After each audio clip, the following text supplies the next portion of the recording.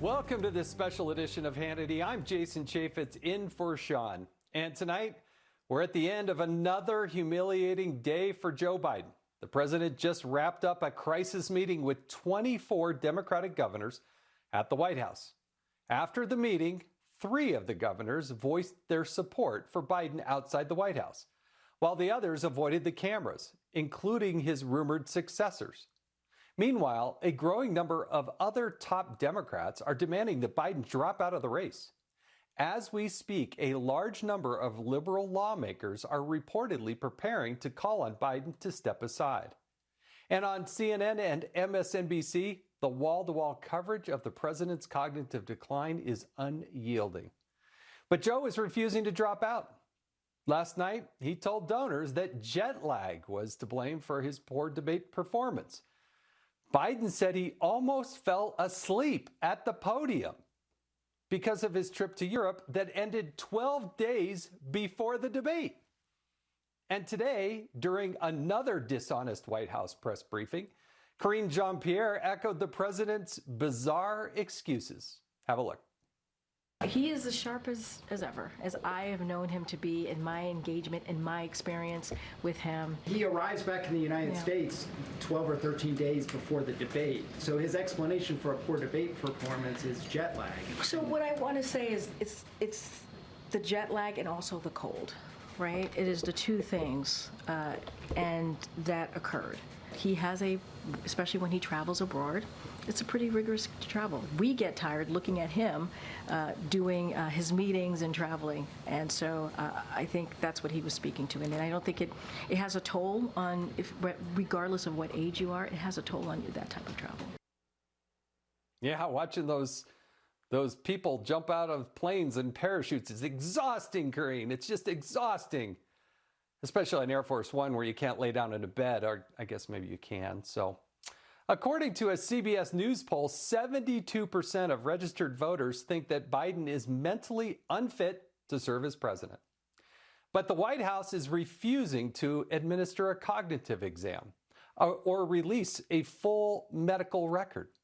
Today, he had just one public event, a Medal of Honor ceremony at the White House. Yesterday, just one public event, a short scripted speech across town. The Washington Post is reporting that many are, quote, shaken by his relative inaction over the previous 6 days to directly address the panic ignited by his halting debate performance.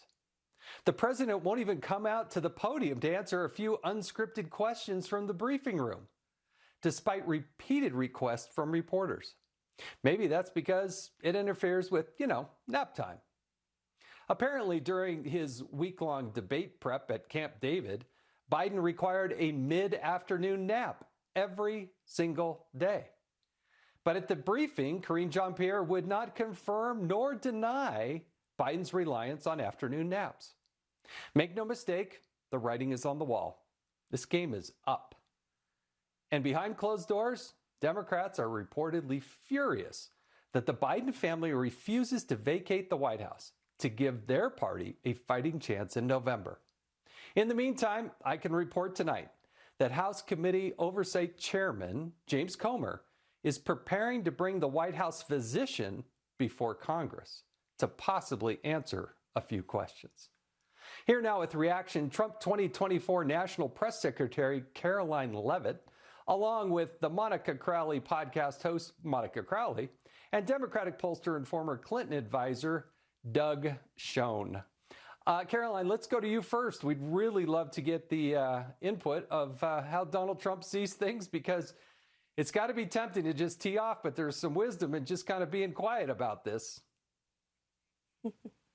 Well, President Trump and our campaign see what the rest of America sees, and that is Joe Biden is not qualified to be president of the United States for another 4 years. He is far too incompetent, he is far too weak, and he is dishonest. And last Thursday exposed the dishonesty, the lies, the corruption of the Democrat Party and also their allies in the mainstream media who have been lying to the American public for the past 4 years about Joe Biden's cognitive decline that we have been calling out, that President Trump has been speaking truth about. But the Biden campaign pointed the finger at us and said we were lying, we were engaging in cheap fakes. There's nothing cheap or fake about Joe Biden's mental state. Not only does our country see it, but the world sees it. Joe Biden is a national security risk. The Democrat Party is in crisis mode. They are collapsing before our eyes.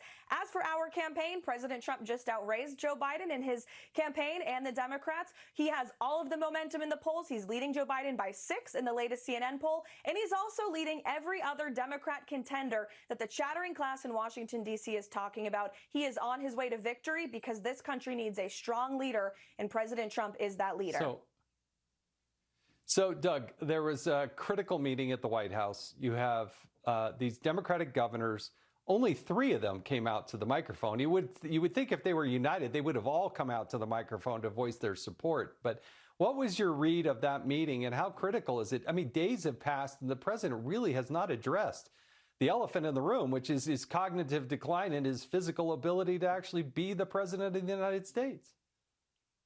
I see this as another nail in his coffin, plus the Wall Street Journal poll, the New York Times poll, both out today at 6 points for Donald Trump. I think my party, the Democratic Party, their only chance of winning is to have Biden off the ticket and to have an open convention. Kamala Harris, if she gets the nomination, would be a loser too. The only way my party can win is to have a fair, open, transparent nominating process like we haven't seen in many, many years. Do I think it's going to happen? No. Does Biden have to get out? Yes. Monica, I mean, Doug tackles it right, straight on, which is what we like about Doug. I can't understand why all the Democratic governors didn't come out to the microphone. I'm anxious to hear what they have to say. They sat with him in the room. You're going to voice your support for the president after meeting with him one-on-one and that debate performance? This is on you too, because if you're going to be part of the cover-up, you're going to be part of the denial. Hey, we're going to remember those things. Well, that's right. And, it looks like now the Democrats are going full Game of Thrones to try to succeed Joe Biden. And that's why you saw with just a handful of governors come out to the sticks after that meeting. You didn't see any of the major governors, right? You didn't see Newsom. You did not see Whitmer. You did not see Pritzker. You did not see Murphy. So any of the key Democrat governors did not come out to the sticks because they're all in competition for his job. Look, there's absolute panic in the Democrat Party now. They're looking at these polls. They're looking at down ticket races as well, being threatened by a huge drag at the top of the ticket. And on top of that, right now we have a national security crisis with an incapacitated president at the top.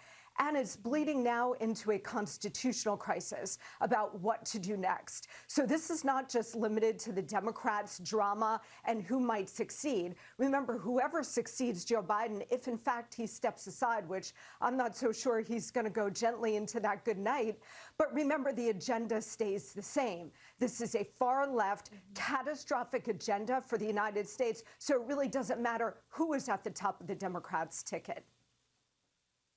Yeah, to that point, Monica, you make a really good one. But Caroline, the governors that did come out to the microphone, they did not address the number one issue, which is the physical and cognitive capability of the president. They did not tackle that head on. I went back and read their remarks real quick, watched it again.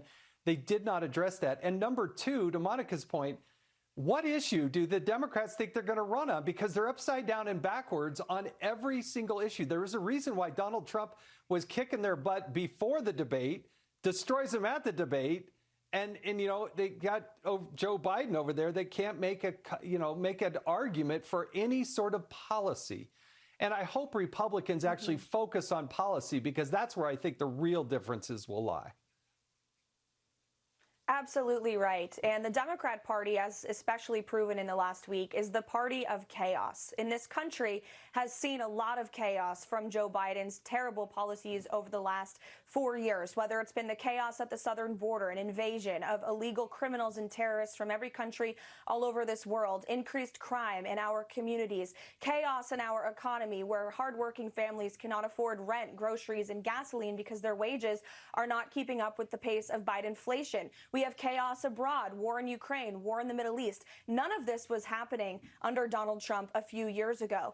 And so it does not matter who is at the top of the Democrats' ticket on November the 5th, because every single Democrat has wholeheartedly supported Joe Biden in his implementation of these terrible policies that have led to chaos and destruction of our country. And President Trump stands for common sense, which is something we so desperately need to reinstill in this country right now. He stands for law and order, supporting law enforcement in our communities. He stands for a secure border, bringing down the cost of living, and peace through strength across this world. That is a winning message, and that's why he's going to be victorious. And good luck to the Democrats, because they have a mess on their hands. So, Doug and Monica, same question. I want to go to you, Doug, first to answer this. It seems to me, and again, look, I see things through a very conservative lens. I get it. But it seems to me that they have been lying to the American people for the last 3.5 years. They said inflation was transitory. It wasn't. They said that the border is safe, secure, and they have operational control, and it hasn't. They say things about overseas that just aren't true. They tell us the president is vibrant and running, doing gymnastics around everybody. That's obviously not true. So at some point, the credibility of the Democrats was lost in a big way. I don't know how you restore that when you've lied to the American people for the last 3.5 years. Well, I would say this, Jason. The Democrats are behind, as you say, on every key issue: the economy, inflation, the border, immigration, crime. That's why I believe we need a fresh face with a fresh agenda. Maybe it works, maybe it doesn't. But this is a losing hand that has to be changed with a different person at the top of the ticket, with a different message, responsive to the concerns of the American people, not the concerns of the far left. Monica, same question to you, but you know what? Democrats maybe should have thought of or taken Doug's advice a year ago, because I've been saying for a year I didn't think Joe Biden would be the Democratic nominee for president. I just didn't think he had the physical or cognitive capabilities a year ago, and I thought he'd bow out. But they made this nest. Now they got to live in it. Mm-hmm. Well, that's right. And look, we all knew 4 years ago when they kept him in the basement and used COVID as the cover story for keeping him in the basement and away from the American people. We all knew that he was out to lunch back then. And here we are 3.5 years later with an absolute national catastrophe on our hands because of his failures of leadership and actual deliberate torpedoing of the country here. So look, Joe Biden was the perfect puppet for all of these revolutionaries. If they thought that they could push him through and sneak him past the American people a second time this time, they would absolutely do it. But what that catastrophic debate performance showed is that they can no longer hide it. They can no longer keep that big lie, the actual big lie, about Joe Biden's incapacitation. They can't keep that lie going. And so they're mad that they can't keep it going. Not that the lie was, that there was a lie to begin with. Everybody with eyes and ears can see it. And now the Democrats are in quite the predicament because they pushed the envelope to try to get him past the American people a second time so that they could keep this whole puppet act going and keep their whole agenda going through. And now it looks like it is failing on their part. And the question now is, can they get somebody else in there at this late hour to energize their base and get the money coming back into the Democrats again? Yeah, they tried to say, oh, it was a bad night. Everybody says, oh, it was a bad night. A bad night's when LeBron James only scores, 4 points. Okay, that's a bad night. But this is disastrous and dangerous for the United States of America. And how dare they? They say, oh, it was just a bad night. This guy cannot take a phone call at 3 o'clock in the morning and make a split-second decision that affects the safety and security of our troops overseas. You remember, the ones that he doesn't think died under his watch, the 18 of them that did die? That's what's just so disastrous about this. Caroline, Monica, Doug, thank you so much for joining us on Hannity tonight.